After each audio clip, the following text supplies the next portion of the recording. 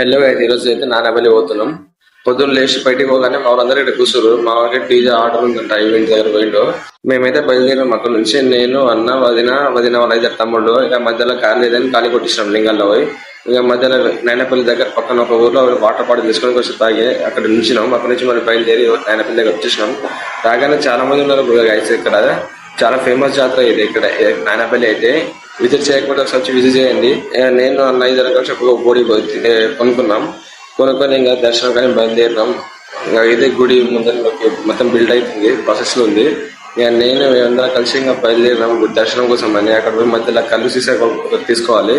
కళ్ళు సీసా తీసుకొని ఇంకా కొబ్బరికాయలు తీసుకొని దర్శనం చేసుకొని ఇంకా కొబ్బరికాయ కొట్టేసాం. గట్టిగా మొక్కున్నాను నేను. ఇక లోపల పోయినాం. లోపల వ్యూ ఇది. లోపల చెట్టు కింద మైసమ్మ తల్లి ఉంటుంది. లోపల విజిట్ చేసి మైసమ్మ తల్లి అయితే మొక్కనం దర్శనం చేసుకొని లోపల పోయి మొత్తం మొక్కేసి ఇంకా బయటకు వచ్చి ఇంకా లడ్డు ప్రసాదాలు తీసుకున్నాం. ప్రసాదాలు తీసుకొని ఇంకా కాసేపు అక్కడ ఇక్కడ తిరిగి ఇంకా బయటకు వచ్చినాం.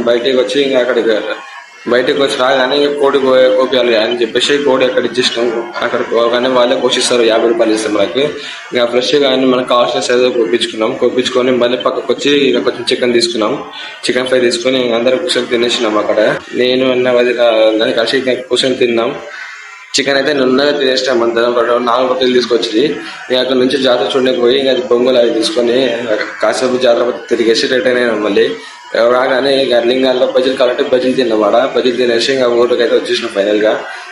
నేను కూడా ఇంటికి వచ్చేసిన. ఇంటికి వచ్చి కాసేపు రెస్ట్ తీసుకున్నా గైస్. ఓకే, నెక్స్ట్ వీడియో కలుద్దాం గైస్. బాయ్.